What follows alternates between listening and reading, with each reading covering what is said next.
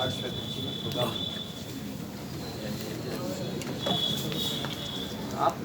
morning. I want to thank AMU for having me. I'm sort of, the topic I'm going to be covering is not directly aimed at the Dulles experience. Everybody here knows a lot more about that than I do. I wanted to give you some background on what the connection, as I see it, between Dulles and those of us who are descended from the diaspora of Africa. Let me begin by saying this is something that is my assumption, but it'll lead off into talking about the literature that African Americans have produced. First of all, I want to say that African Americans, and I mean this literally, African Americans and Native Americans are the Dulles of the Americas. Yes. Plain and simple. You understand that? You understand the other things that I'm going to say. Oppression is not common to any one place. Yeah. Every corner of the earth has had oppression. Our particular form was in slavery. How to deal with slavery, how to deal with what came after slavery. All this is something that I think all groups would understand.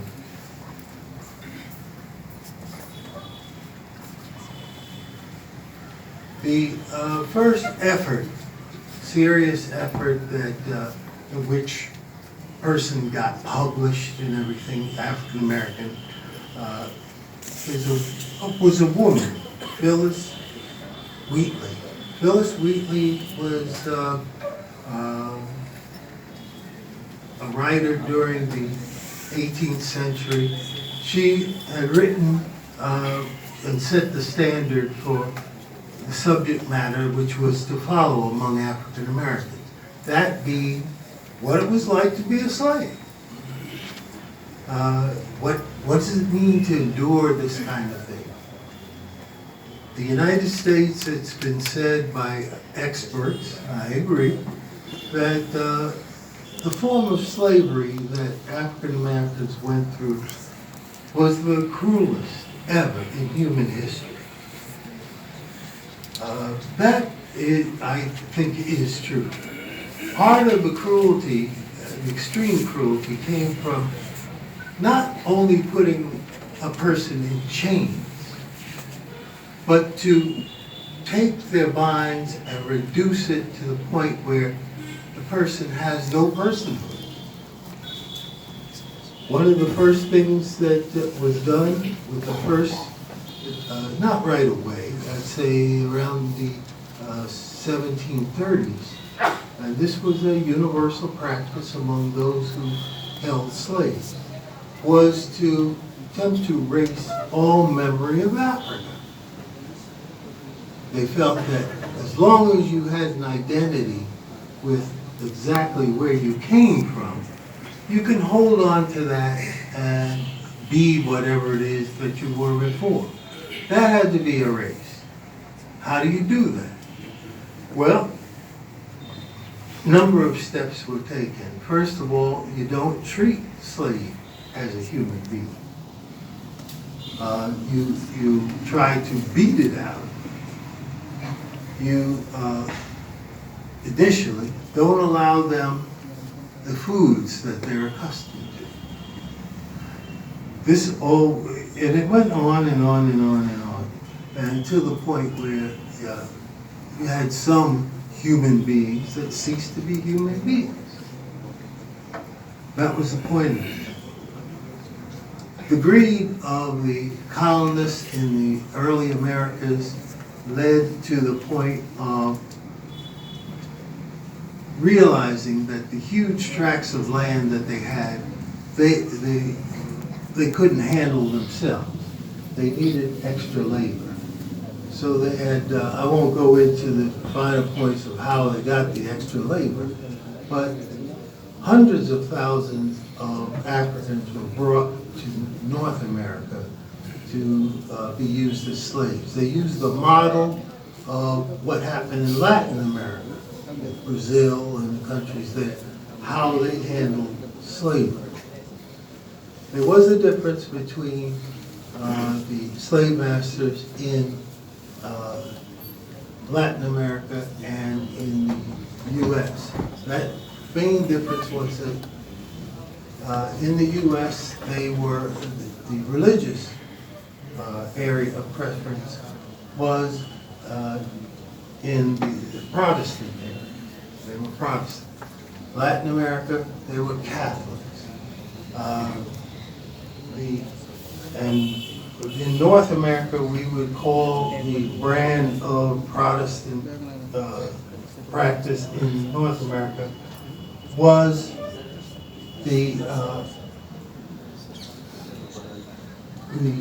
evangelical form of worship. Evangelicals have a strong belief in the teachings of Jesus. How do you believe in the teachings of Jesus and practice slavery? It's impossible. One contradicts the other. So you began to develop a guilty conscience.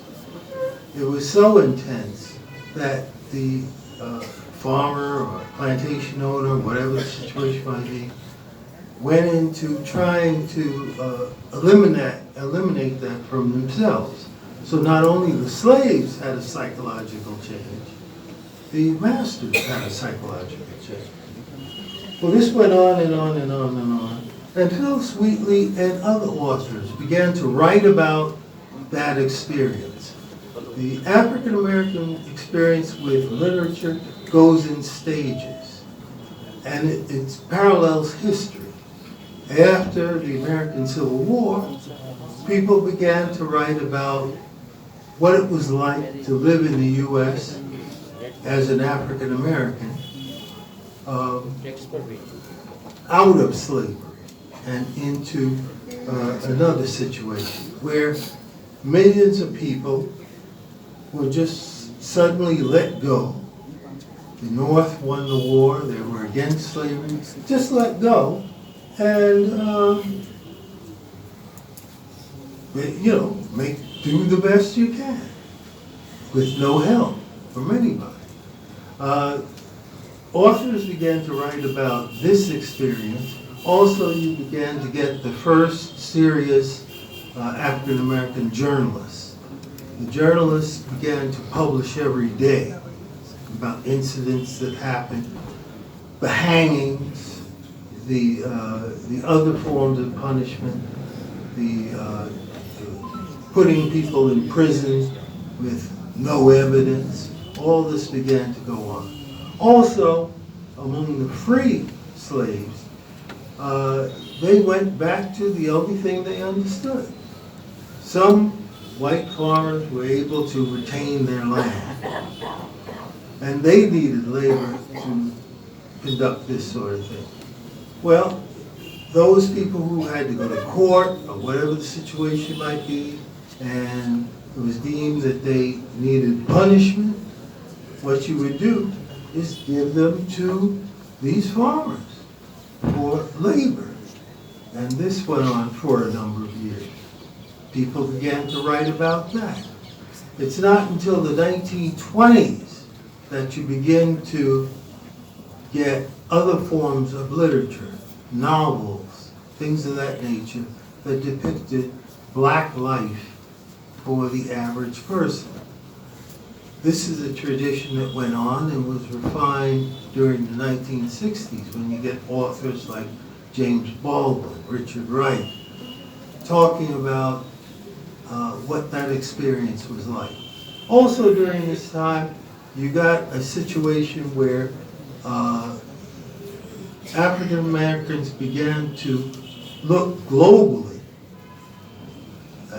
not just limit their problems to the U.S. They began to look around, study, and see that other people in other areas were having the same kind of issues. And for the first time, a group of people who encountered a problem with their environment, with the kind of culture set up in their countries, they began to look around. Africans began to look at places like India. The impact on it was tremendously psychological. It affects me. When I look out over this room, I see possible relatives. That's the way, we began to think. Anybody who suffered oppression anywhere in the world was an ally, a brother, a sister, and that's the way we conducted things. Martin Luther King, when he came into his zone, he began to look around, and he approached people of the Latin persuasion. He began to approach Native Americans and said, we're in this together. We're not enemies. We can't afford to go it alone. We have to help each other. Literature formed around that notion of a universality, at least among people who were or descended from the global South. Right. So you began to get that involved.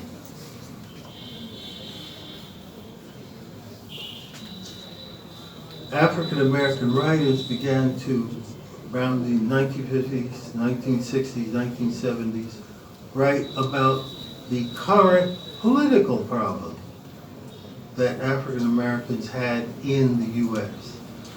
Talk about the kinds of things that made life very difficult. Housing, medical needs, discrimination, schools, all this sorts of things began to develop. There was a whole large problem around saying that African Americans had to live in certain sections or in certain towns and could not buy a house somewhere else. Now, the result of the situation was when I was growing up, in my one little area there, we had a tremendous population of professionals as well as those of us who were not professionals. That group of professionals provided the leadership for what was to come next in the civil rights movement. You had people right there. After the laws were changed, people began to move out into what had been predominantly white areas, and these people moving out took the leadership with them. So you had people who were disproportionately without leadership.